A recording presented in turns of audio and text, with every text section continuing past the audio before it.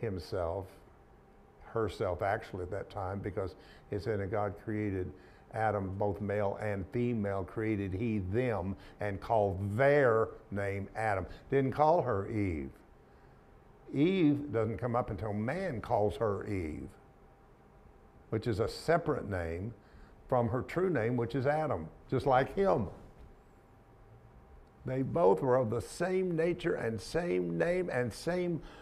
They were the blood of the Lord, Adam, the blood of the Lord, Adamas, Adam. All these words were talking about how that spirit becomes blood and carries the life of God throughout the evolutionary process. Yes. And it's time to be on. If you could tell me what passage it is, so I have some Baptist friends I'd like to kind of. Genesis 1. Genesis, okay. Good morning, everybody. Good morning. Welcome to today, Wednesday's class. I want to welcome you that are here with us and you that are joining us this morning and you that will catch us later. We are in our second week of a new subject here, which is the 7 keys. It's called, we're going to take this from Dr. Rocco Errico's work.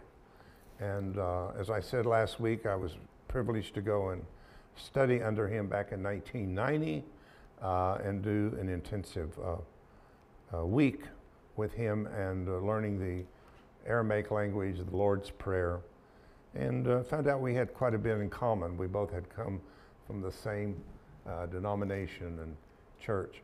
Let me read just a little bit about him so that you'll understand if you do not know about Rocco Errico. He's very well known in Unity churches and teaches in a Unity kind of university in Atlanta, I think, at this time. I know he's up in years. I don't know exactly where he is, but he developed, he's president and founder of the Noohra, Noohra Foundation, which was in Costa Mesa, California, but it is now in Atlanta. He's been there for a lot of years, working with Science of Mind and Unity and all the New Thought groups. He's an ordained minister, lecturer, author, biblical authority, and educator. For 10 years, he studied intensively with the late George M. Lamsa, world-renowned Assyrian biblical scholar and translator of the Holy Bible from ancient Eastern manuscripts. Dr. Errico holds an honorary doctorate from St. Ephraim's Institute in Sweden. He serves as a professor of biblical studies in schools of ministry for various denominations, is a regular feature writer of several religious publications. He held advisory positions with many boards, ecumenical religious organizations. So this book is called Let There Be Light and the 7 Keys, which are able to help us to understand the context of Scripture.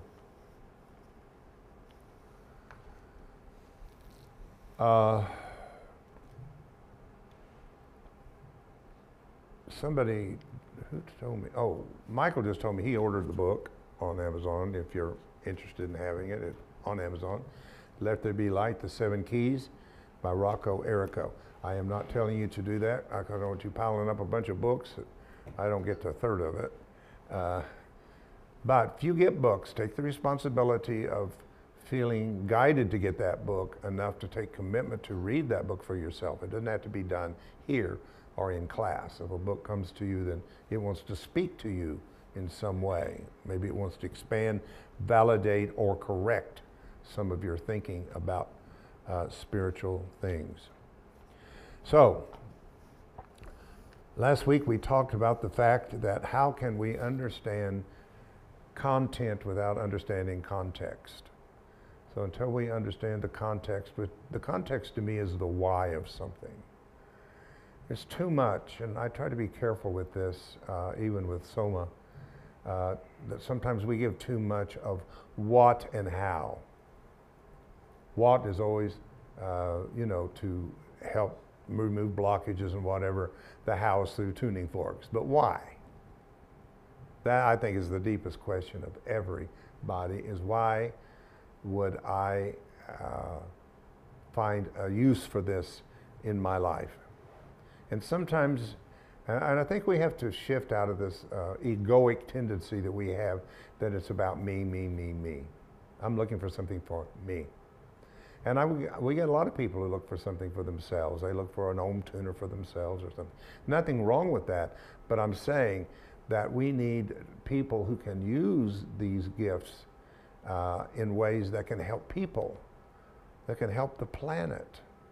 Now, that doesn't mean you have to go hang a shingle outside your house and start a business.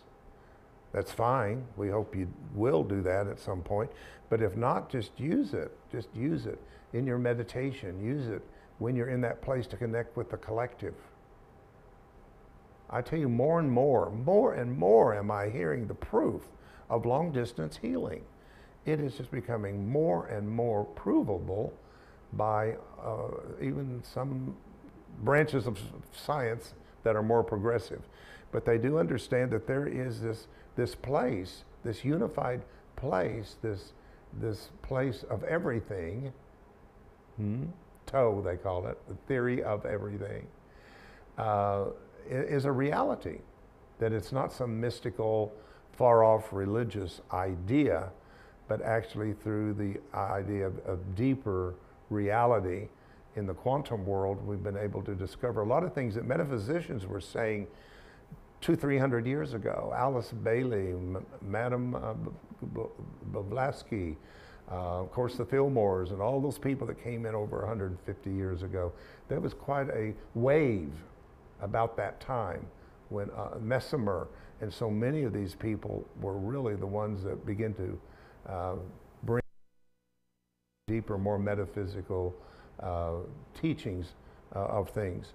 So I honor them because they made a path for us who didn't have a path. That has one today, has been made through those founders. I call them the early ones that blossom from the harvest. You know, the first fruits. I assume I'm not a farmer, but I've always heard that there's always those parts of the crop that ripens first. Then the rest follow. And that's what we're looking for here in this ministry, is how can we gather enough spiritually aware, I won't even say enlightened, but aware people that know who they are and know why they're here. And we can call them light workers, which if you stop and think of the term light worker, what does that mean? Working with light.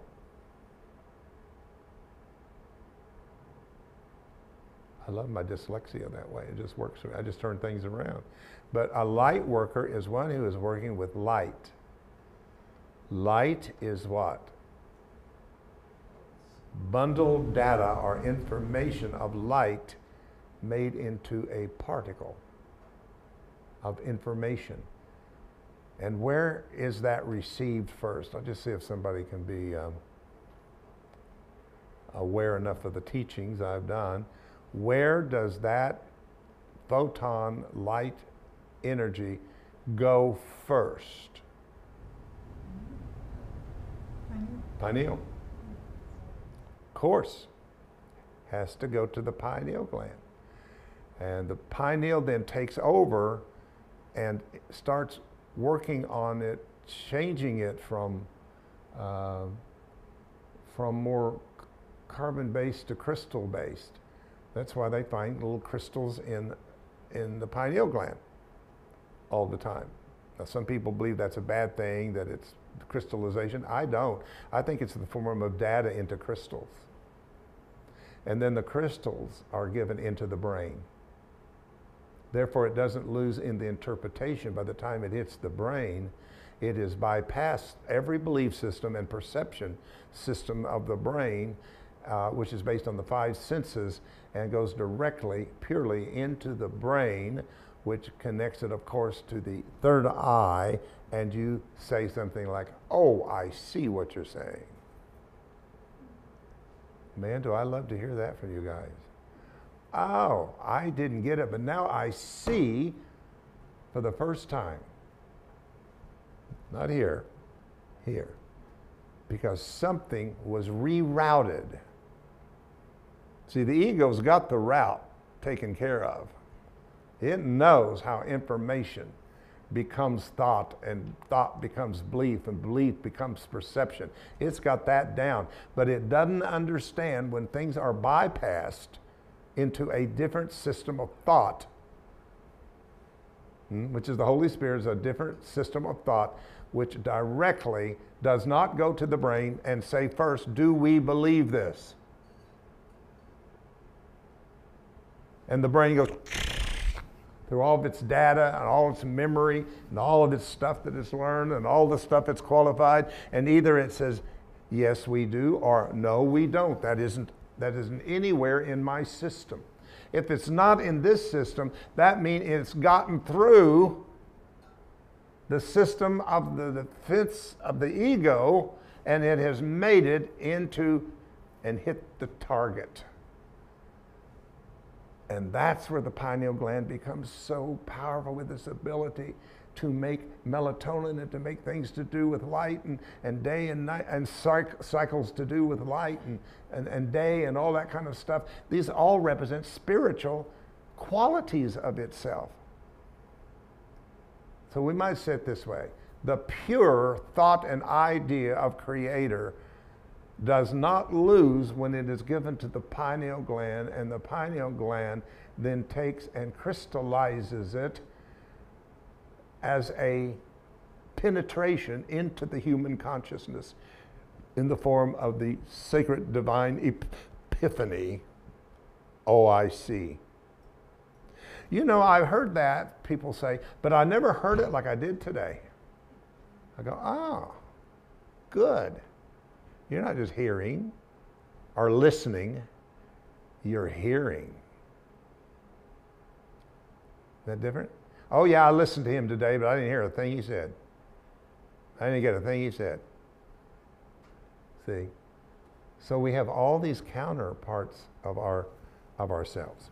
All right, so I'm saying all of that to say to you that we want to set the right context for the scriptures. Now, even if you're not a person with a big background in the Bible or had a big rapport relationship with it or didn't learn a lot from it, whatever, I still want you to be aware that it's affecting your life on deep levels all the time if you are in the West, and especially in America, who wants to claim that it is a purely Christian country. And because of that, it has seeped more and more and slowly into, it's bled itself over into religion and science and all these different things that, politics. I mean, you can hear the voice of religion in there. That a lot of people who are in office and have the power come from that place of kind of feeling they're on a commission of God to be a politician. They're there to save. Everybody's always trying to save somebody. So the liberals are trying to save the conservatives, and the conservatives want to, I don't know what they want to do. They want to do more than save the liberals. They want to burn them to the stake. But this is why we need to know the context of something. So, the first lesson we're going to do today, let's see, is the first key. There are 7 keys, and we will go through these keys. The first key is Aramaic itself. So, a little bit before we get into this, before we begin applying the first key, the Aramaic language, it will be necessary to mention a few brief facts about the Aramaic text and something about the Aramaic speaking people known as the Armenians. How many of you know the history of the Armenian people? It's tragic. It's very tragic. Very tragic what's done to them. Much like what's being done today. Yep. Somewhere in the northern section of the Arabian desert, these wondrous Armenian shepherds with their families belonged to the Semitic language speaking people of a race, it says white race. Later they came to be called Hebrews. I don't know if you know that or not. In the New Standard Jewish Encyclopedia 1970, it is clearly states that the origin of the Hebrew patriarchs, and I quote, according to the Bible, Abram and Israel had a common ancestry, and the Israelite patriarchs were the Aramaic origin and maintained ties of marriage with the tribes of Abram or Abraham. So there was a real coming together at that time of Aramaic as it was finding its way into the Hebrews, which began to bring forth their own language of Hebrew as we know it today. Christianity and Islam have their roots in the teachings of the Hebrew patriarchs and prophets. So there is a connected with all of these the major monotheistic religions, of course, is what? Judaism, Muslim, and Christian. These are the three major monotheistic religions, and they all kind of come from the same root in many ways. The devil is in the details. Yeah, when they started writing the details and they started writing the articles of faith and the creeds and the dogmas and the doctrines, that's where things got so lost because of the fact that I don't think that they did the deep research of putting the English translations into the context of the culture in which these people and stories were born. So people must understand that everything you read in the Bible has a flavor of Near East to it. Everything. Okay, so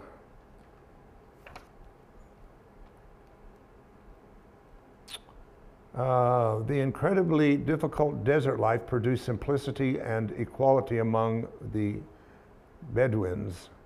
Now they're the ones that kind of found the lost. Some jars was the Bedouin shepherd boys who were throwing rocks in there and heard something break and found the Nam Mahande, am I saying it right? Yeah, Nam Mahande. That we know today. I've heard 1945, I've heard 1947, but somewhere around the time of my birth it is when it actually happened. To survive in the desert, they were a wandering tribal people, felt a deep responsibility for the members of their clan. The outcome was a tight-knit family relationship and strong sense of dignity and personal morality. The language these nomads spoke was East Semitic dialect of Aramaic. So if Aramaic is actually one of the first terrestrial languages that we know of, what do I mean terrestrial? I'm talking about earth languages. When you talk English, Spanish, French, German, these are earth languages. This is what people learn after they get here, according to their culture, the country in which they are born, right? And we all thought that maybe Hebrew would have been the most pure, oldest one. Then we found out that wasn't true. And you know, then we began to look into the translations into Latin and all of these, but we didn't study before Hebrew, and that would have been this Aramaic language, which very much was still being taught in the sect that Jesus was a part of, which is the Gnostics. The Gnostics continued to speak the Aramaic language, and Jesus was a part. The Gnostics are interesting. The Gnostics would be a group much like us at HeartLight. They were kind of the out-of-the-way group, did weird things, did healing rituals, had a whole different take on things, and did not fit with the Pharisees and the Sadducees, who were more hooked up with the politics, the Sanhedrin system, which at that time was pretty much religious and political. Everything was decided in the Sanhedrin courts. So it's interesting that the Pharisees are mentioned, the Sadducees are mentioned, but there is no mention of like the Gnostics or whatever. So they were kind of the different group, I guess to say, much like we would be to them. So that makes sense to me that I would think of Yeshua coming out of this group that was not conforming to the status quo of his time. I don't think he could have, to be who he is and to be the fact that we still talk about him 2,000 years ago would tell you that he was not of the common man, but he had a different rapport with space and time and with spirit itself, which made him extremely unique.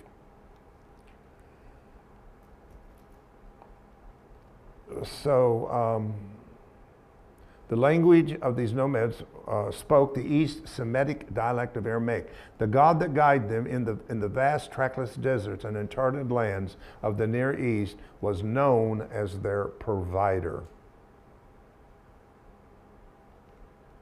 Not God, provider.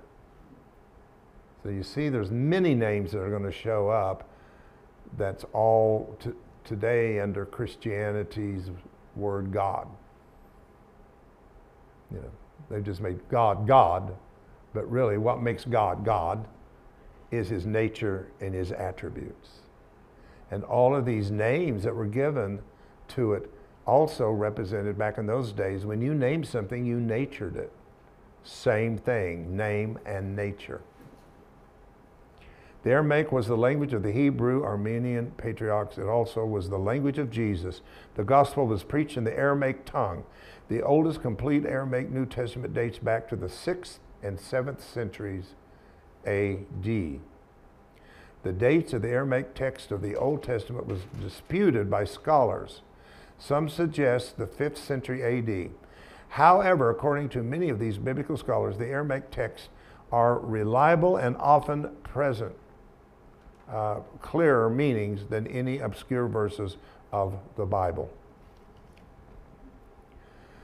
So let's talk about the esoteric Jesus rather than the historical, theological Jesus.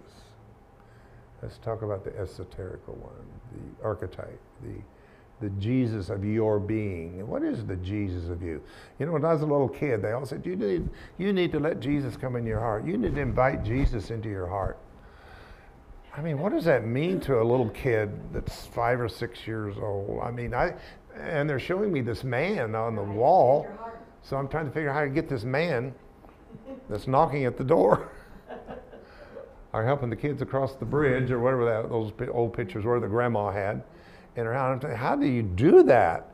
It didn't make no sense to me as young, and I just couldn't figure it out. But now we have to say, what does Jesus represent in us?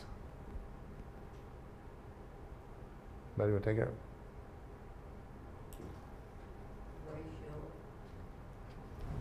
He is the way, sure. All of that is true. Yeah. But what I want you to see that Jesus is the mind of God in you. Jesus is the mind of God in you. How does that happen? By knowing he is the Christ. That statement I just made will make absolutely no sense until you understand that Jesus is the Christ,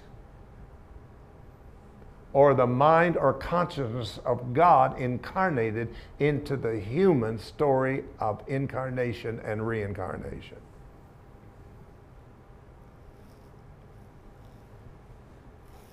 So, believe it or not, Jesus needed or desired training. He had a short life here if he only lived to be 33. I've heard different things about that too, so don't put any numbers in stone about anything. But if he did live to be 33, which is kind of an interesting number, you know, some powerful numbers there in 33. If he did, he really lived a lot of life during that 33 years. Actually beginning as a child. There's a documentary, I don't know where it is, but it's on Netflix or somewhere, but it's about Jesus the child. How he grew up as a little boy. He was a character. Wasn't an easy child. Very different. And of course he was, because he came in conscious born. So what he saw with his five senses made no sense to him whatsoever, because something else, another mind was awakening in his mind, called God consciousness, cosmic consciousness, or if you please, Christ consciousness. Right? So Jesus therefore had to learn. My favorite scripture is that he grew in grace and wisdom and knowledge. He grew, because Christianity, I mean, all they want to do is bring him out of the womb of Mary as this born, enlightened, total Son of God, or God made manifest. And that did not happen. He attained to his honor for his incarnation by a process. A process. And I've told you so many times how that religion, being so patriarchal, so male, which is not process but product. You believe what I say, you do what I said to do, this is the rules, this is it. I mean, just separate the whole male thing and you can kind of see what's going on here with this whole Old Testament God thing. It's pretty rough. Pretty rough. Because it had lost its balance with the mother, which was before the masculine God.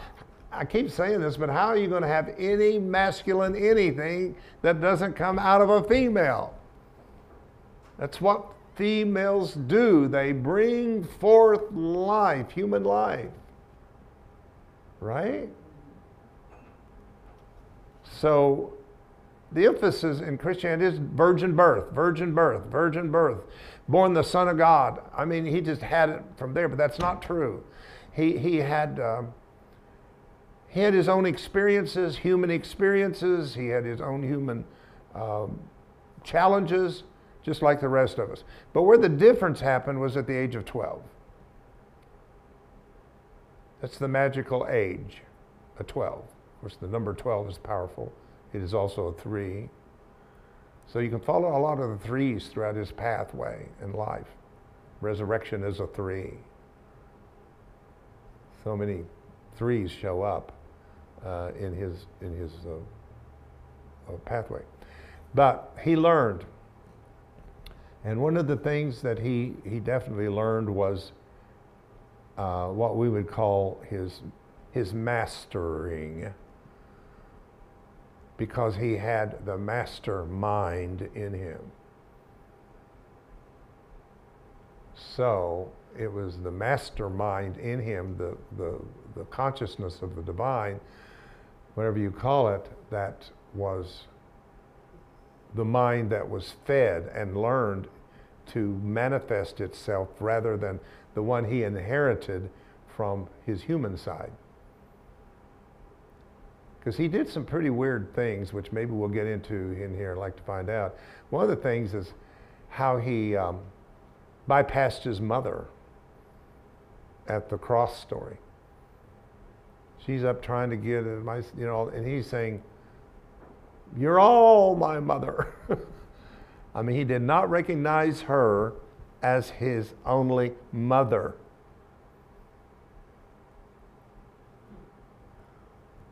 And he wasn't been mean to her, but he was trying to say, I am more than one came out of Mary.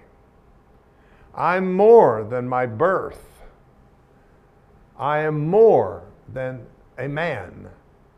I am more than an Israelite or a Hebrew or a Jewish from the tribe of Judah. I'm more than. So he kept doing more than allowing himself to be attached to those things that are objective outside of himself that gave him a different nature. So he didn't want to be these things. He wanted to be nameless as far as the world, so that people would know his true name, which was his nature, which is love. So Jesus learned how to be what the Hebrews would have called in his day a rabbi. And he didn't do the traditional rabbi. They must have taught differently in his particular sect that he was growing in because of the fact that he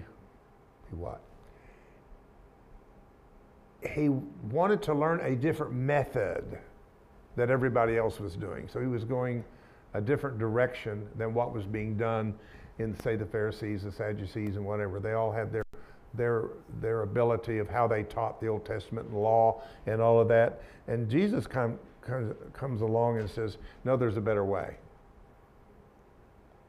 And so he learned as a, let me say it this way too, because when you come to Jewish teachings and Old Testament Hebrew, you can't disregard that you also have the mystical side of that, which is the Kabbalah. Kabbalah is a different side of regular Orthodox Judaism teaching. It's not the same thing at all. Every one of these monotheistic religions has a mystic part of themselves. Before Christianity in the 3rd century, all in that area, there was the Gnostics, and there was a more mystical side of what we would call Christianity. I don't think you'd call it Christianity. I think you would call it Christianity. Those who were building a community based upon they were the Christ, the Son of the living God, had a more mystical experience than what is laid down for them in the Nicene councils, ecumenical councils that become the Christian church. And that's all been wiped out. In Islam, you have the Sufi teachings. Totally, a whole completely more mystical aspect of Islamic teachings completely, not the same thing. So everybody had that early part that has been kind of lost through the translations. So Jesus must have learned, or Yeshua, I presume call him, learned to be a rabbi and learned the rabbinic method. Rabbinic method. R-O-B-I-N-I-C, rabbinic method. The rabbinic method was based upon something called hinting. H-I-N-T, hinting, I-N-G, hinting. This is why sometimes the culture of the Middle East can be very frustrating to the people of the West. We're very black and white, yes and no, this or that. That's kind of the way we like it. Just give it to me. When I ask a question, does he have an Eastern person most likely would not give you a specific answer, but would hint to the answer by telling you a story. One time there was a young man walking down the road. He sat under the bamboo tree and somebody came walking by and you're going, what? I didn't ask you to tell me a story about a kid under the bamboo tree and a mango fell on his head or whatever. But the whole story would be hinting to the answer you're looking for in yourself. I really like that. I'm not going to answer for you, but I will hint toward the answer, and I will lead your mind toward the answer, but you have to come up with the answer for yourself. And that's why in the last few years that I've been doing this, I've been teaching the power of self-knowledge versus knowledge that you download from other people. The most important thing that you know right now sitting here is what has come out of you. The rest is just knowledge. And we all know that where that has not quite gotten us to where we want to basically be there. So a lot of the Bible is what is called biblical riddles to be solved.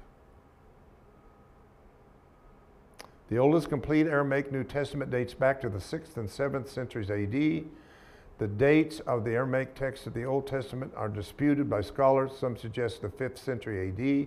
However, according to many of the biblical scholars, the Aramaic texts are reliable and often present clear meanings to many obscure verses of the Bible. So why do this? Because it tells you why the Bible says what it does and you don't understand it. And I know you've all been through that. Like, what does that mean?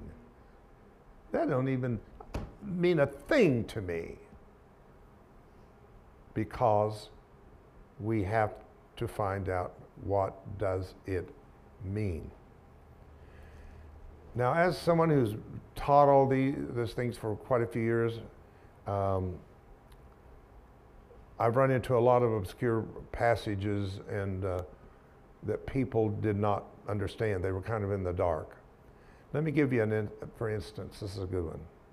Have you ever wondered why Jesus taught us to pray, lead us not into temptation? Is God ambivalent? In August 1982 issue of Newsweek, there appeared an article entitled "Giving the Devil His Due," which suggests that God's nature is ambivalent.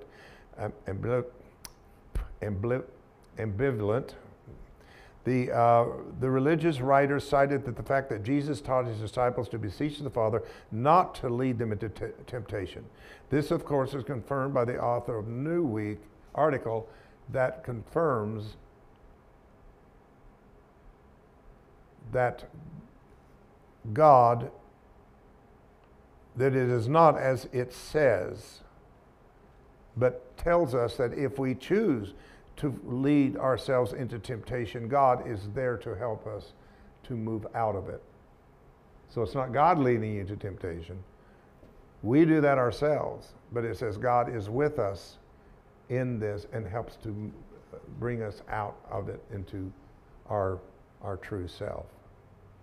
Another one is, I, the Lord thy God, am jealous God.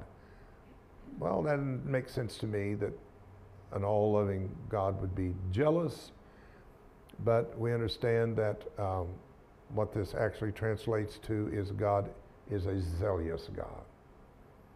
God is zealous. Be zealous over something as somebody that's passionate, on fire for it. They love what they do. They put everything that they have into it. That's a zealous person. So Jesus was very focused and zealous about his mission and what he is here to do. Let me give you one more.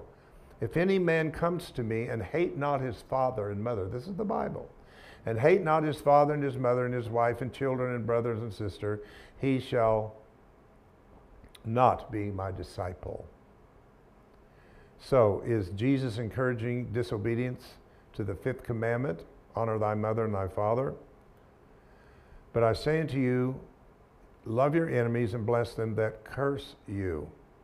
The word here is in the word love or hate. The word hate actually means love less or set different priorities. It doesn't say to hate them. It says that when they, if you read it in the depth, it says when they misunderstand you and accuse you of leaving the tribal family beliefs, then you must put your spiritual mission first. That's a tough one, but I do believe that. I've lived that one.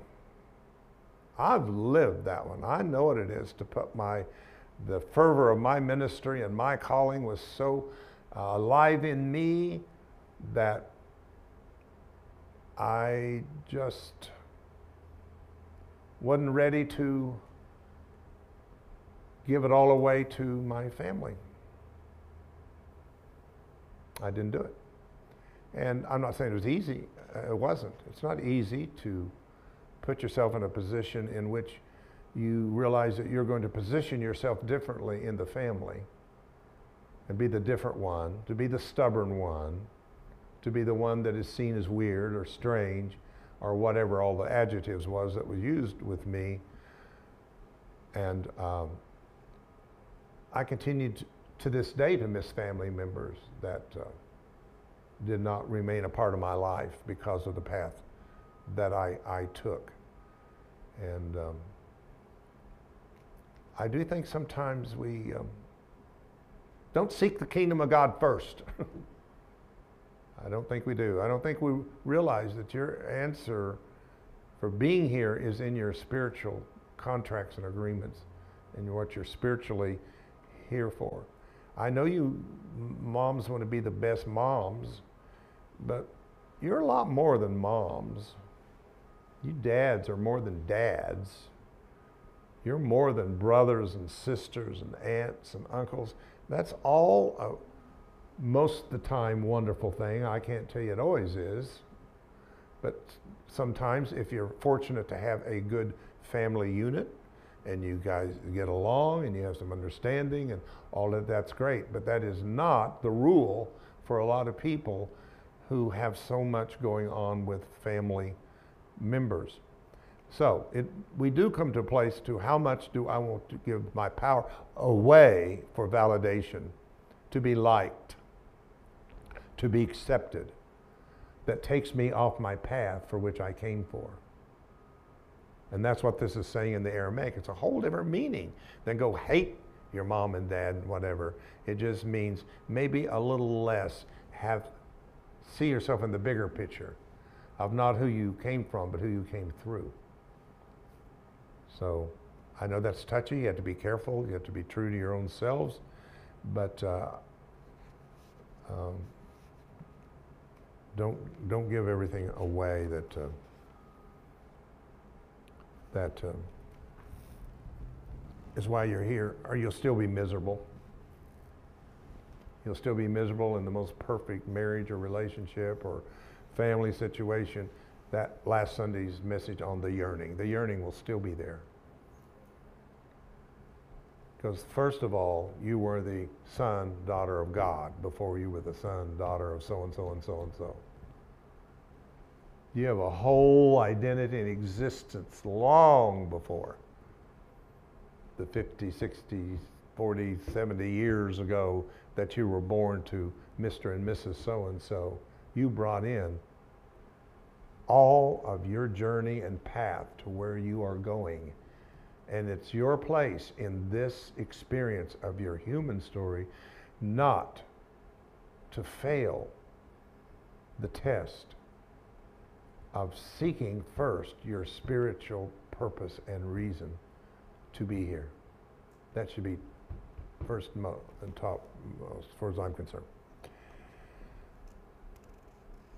So the word is sna, S-N-A, in the Aramaic, and it means meaning to detest, despise, if you look at it in English. In the Aramaic, it means to stand up straight, to put out a candle or light, to set one aside. Didn't say anything about hate. It just means sometimes you have to set something. You have to say no. Sometimes you just have to say no.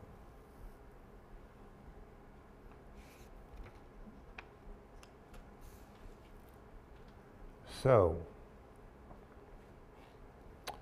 this is a really big one.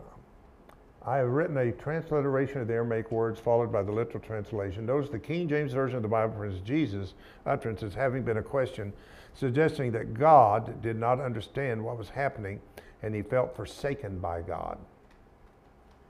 But his actual words were a declaration or a statement.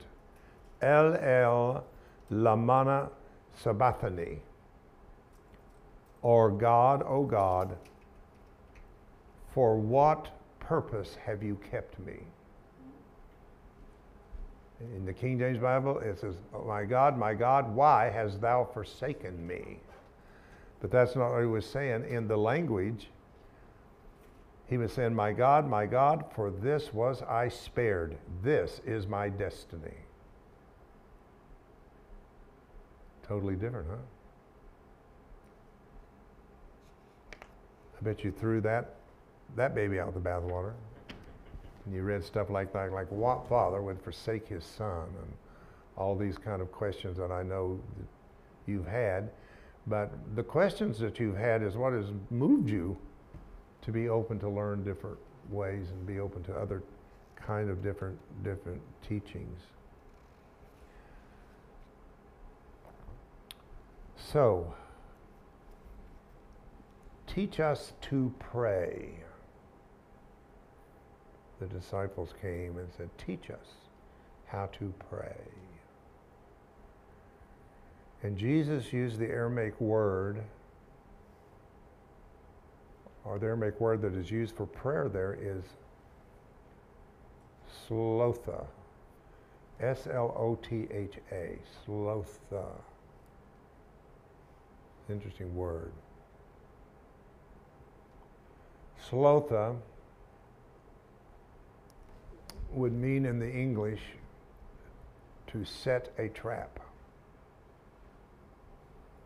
Now, in the Near Eastern language, you have to understand, they do include a more metaphysical side of the coin. There's two sides to the coin of that language. And one of them would be more material and physical and literal, and the other is more metaphysical. And I think that's why the Eastern cultures are so much more advanced in spiritual things, such as meditations and spiritual work, than we are, because of the fact that they are the product of that culture for thousands and thousands of years, that would have to be a part of the collective consciousness. Because I believe every country has its own consciousness. I believe every city has its own consciousness. I believe every household has its own consciousness. You can feel these things when you walk into places. You feel a good vibe, you feel not such a good vibe, or whatever, like that. So this word sloth is interesting because it means two things. One, go set a trap, literally. So if I said to Mark, okay, Mark, let's go hunting. I'm sure that's going to happen, Mark, but don't hold your breath. Literally hunting. So we go out and we go hunting. And to catch what we want to catch, we've got some traps with us.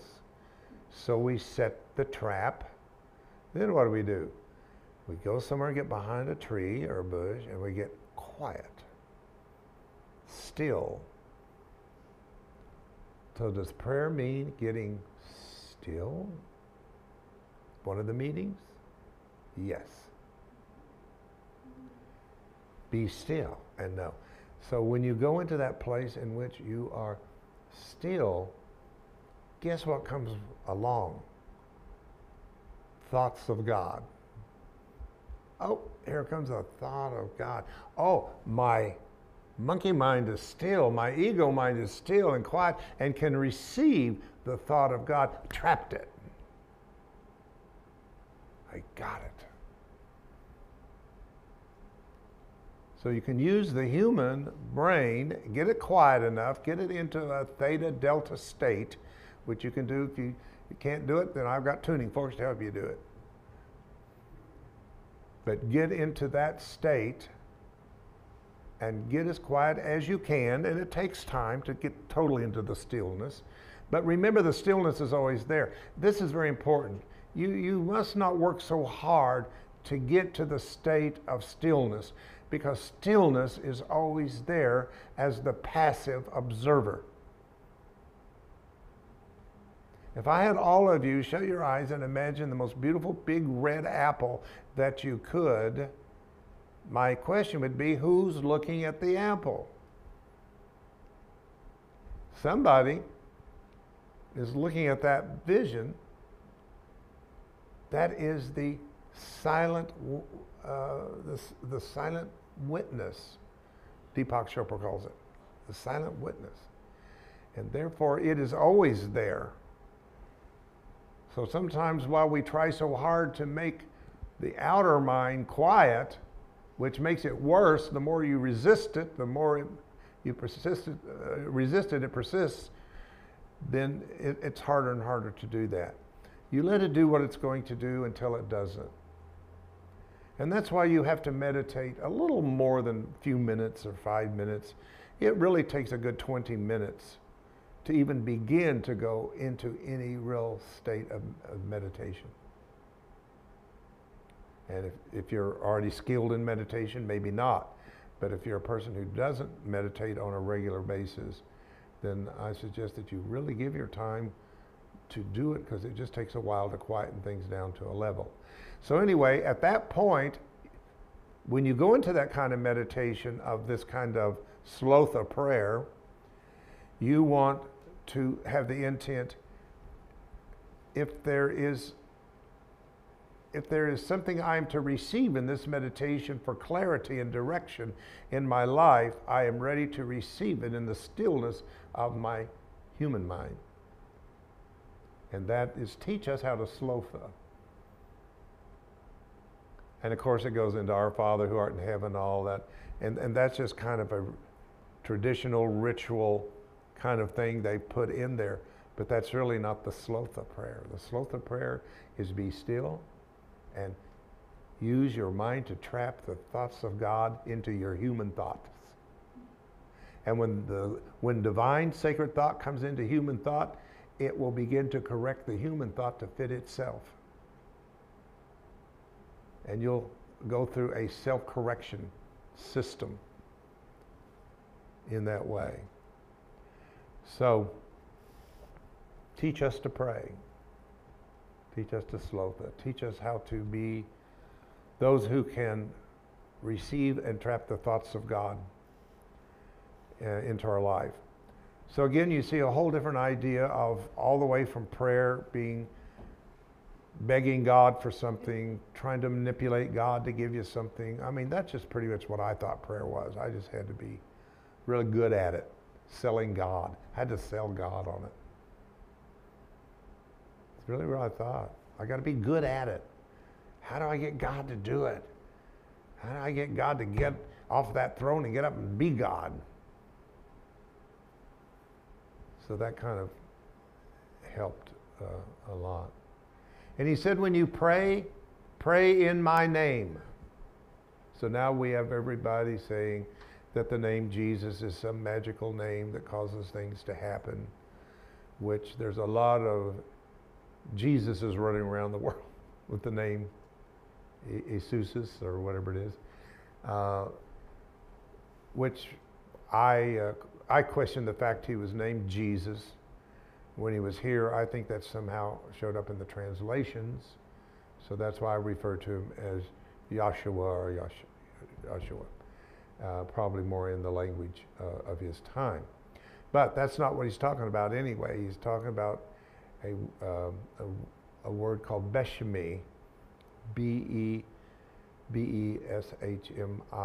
Beshmi. And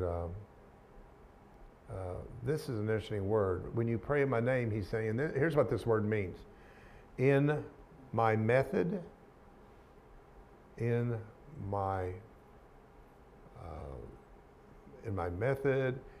technique. I mean, these are the words that are actually written. So he's saying, learn my techniques. Learn what I learned to do what I do. And if you do that, even greater works shall you do. But you've got to learn first the way to get there. See, the ego wants you to think that God just touches you with a magic wand and you become a healer and you become a this and you become whatever it is. And we don't understand that there is a way, and we have a way shower. We have a way and we have a way shower who shows us. So living spiritually is a art and it is a commitment. I don't know, even I question my own self, even though a lot of people would say, okay, you've been committed for 60 years, this is all you've ever done. But in myself, how committed am I to the spiritual side of my life? How much, especially today, do I spend just being distracted? Constantly, the world is so distractive. Phones, trying to fix computers, trying to make the television work. What happened to Netflix? I just had it a while ago. It was just here. I just feel for little ladies and men out there that are by themselves that don't know about this technology, how in the world they operate, in the world that they have to operate in without some kind of help today. It's become very complicated, but most of all, it's become so distracting. So I guess what I want to give you today is maybe it's time for all of us, individually and collectively as a people here, to see where our true priorities lie and where can we maybe change some things in our life. Stop feeling so victimized by the world and realize that most of how we experience the world is through our own choices and perceptions. I know we want to blame other people, but other people aren't our power. We give other people our power, but we need to take our power back. And I think so more now than ever that we need more time with Spirit. More time with Spirit. So I'm talking to myself today. And I'm saying, turn that television off once in a while. Now I do, and I try to read books, and then I get so into that, I get so mental reading books because it stimulates my head so much. Oftentimes for me, the way books happen is I get this spiritual kind of nudge, and when I do that, I know to look over at my bookshelves or on my desk, and something will jump out at me. And I know the book is a tool now to help me to translate the language of spirit into a language of understanding. And that's how it works for me rather than just trying to read books. I got so many great books right now I want to get into, but there's no reason trying to make myself do it because those books must become the living word in me, not the dead letter of the book. It's got to speak to something that's trying to emerge in me. You all experience that, haven't you? Like just the right thing. You didn't have to read the whole book, you just picked it up and oh my God, that's exactly what I needed to hear. And that's why books are so important, and it's why I would not get rid of all my real books and just do it online and read on your phone. It's not the same. I mean, you do what you got to do, but I think there's nothing like a book. Write in your book. Make the book alive to you. So, closing, we will go to the second key, which is the idioms. So next Wednesday we will go through a lot of the idioms of the Bible, and we'll go through that. Okay, any questions or any comments, or we got a few minutes?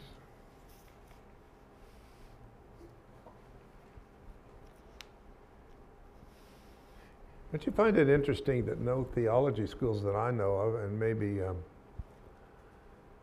maybe Mark knows more about this kind of thing than I would, but I don't know of any theology schools that teaches Aramaic as a curriculum.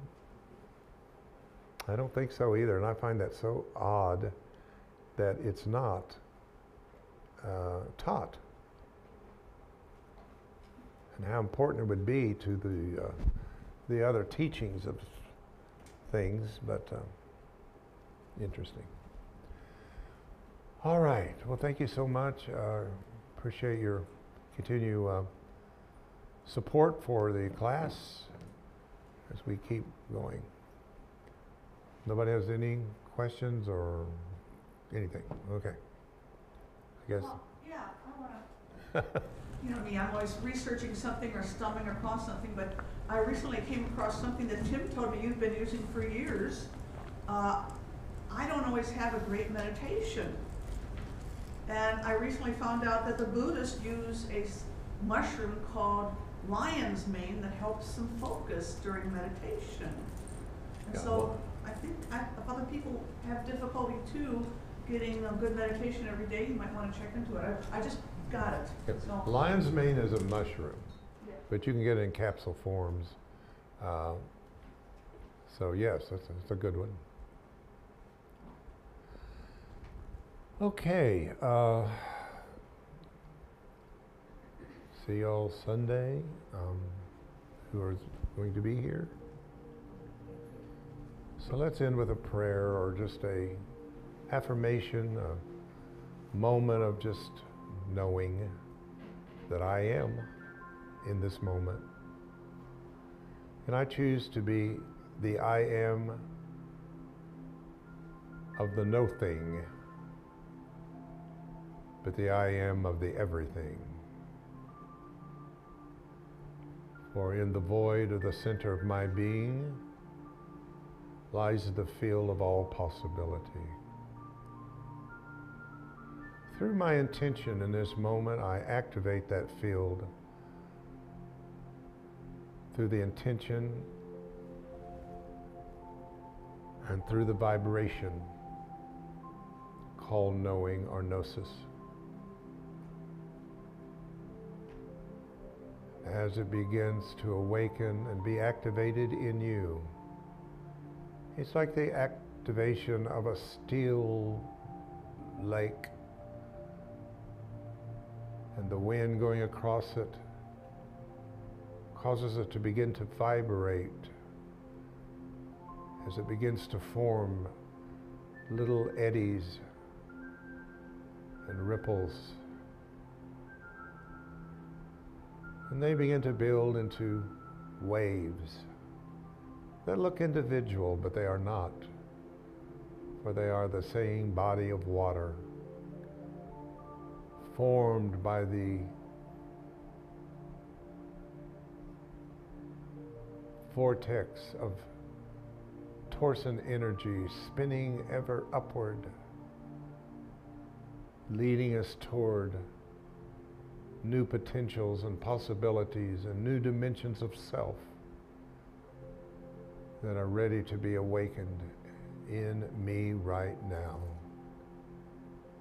In me. Each one of you say, in me right now, inside, in me.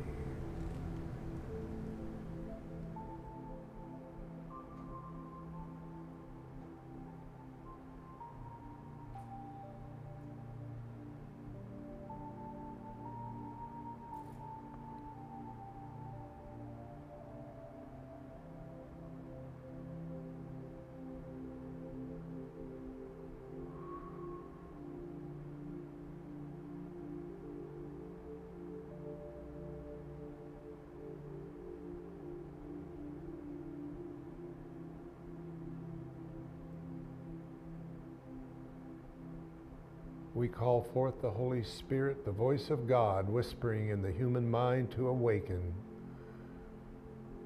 from Adam's dream and illusion of separation. Even though I intellectually know this and have heard it 1,000 times, today I invite it to be made alive in my consciousness, to transform itself from a belief to a knowing.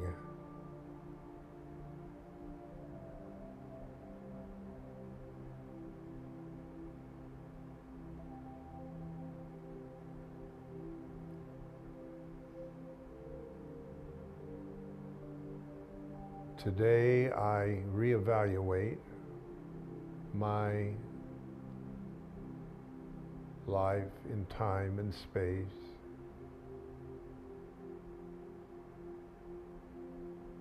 as I choose to create spaces in my life to be available to Spirit to move through me and as me out into the world.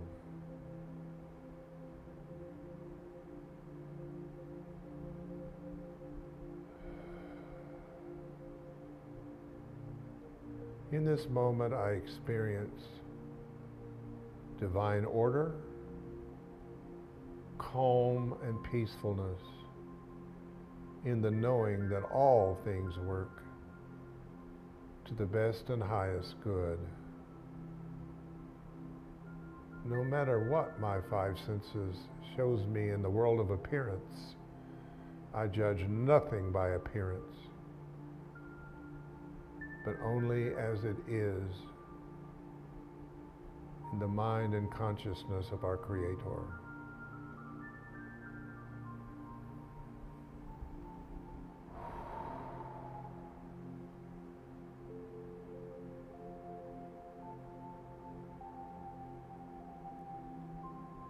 And today we bring up those who are not here due to any situations, whatever they may be. We send our love and spirit to them, especially to Bob and Dorothy, to help them to navigate through this time of transformation. Give them peace in knowing that all is working for their good in the long run.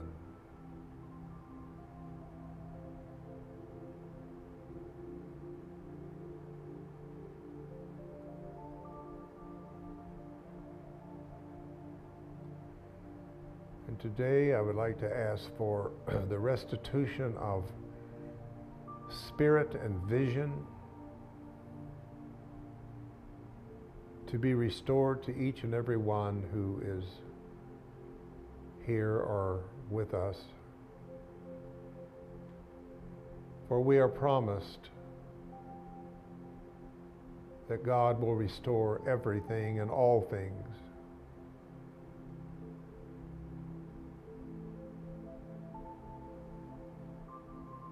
Today we let go of anxiety over the situations of our life, present and future.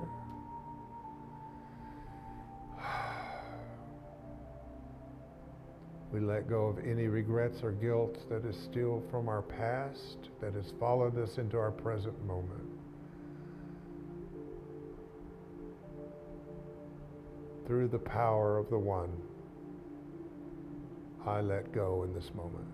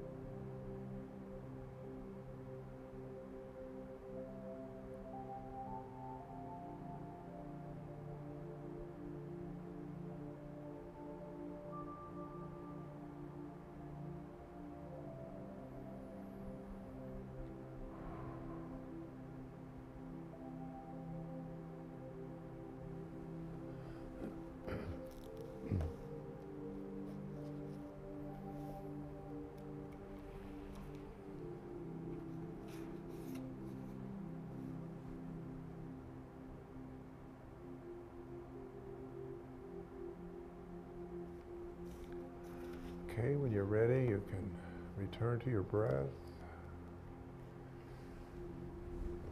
Become conscious of the space in which your body occupies, the chair in which you sit. Come back feeling more refreshed, more lighter, more space for new energy to come in and create new patterns and fractals.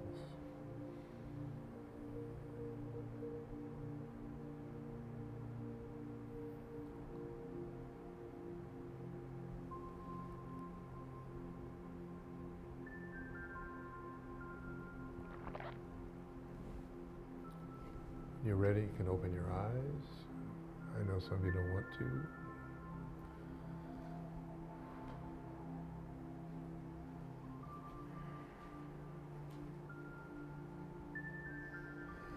Oh, when it's feels like a blanket on you. I call it the glory blanket. The glory wave. Yeah, it's like putting a blanket over you and just get in bed and get comfortable. That's what Spirit wants us to experience once in a while, just a moment, pulling the blanket over our head to the world and just being in that moment of all is well.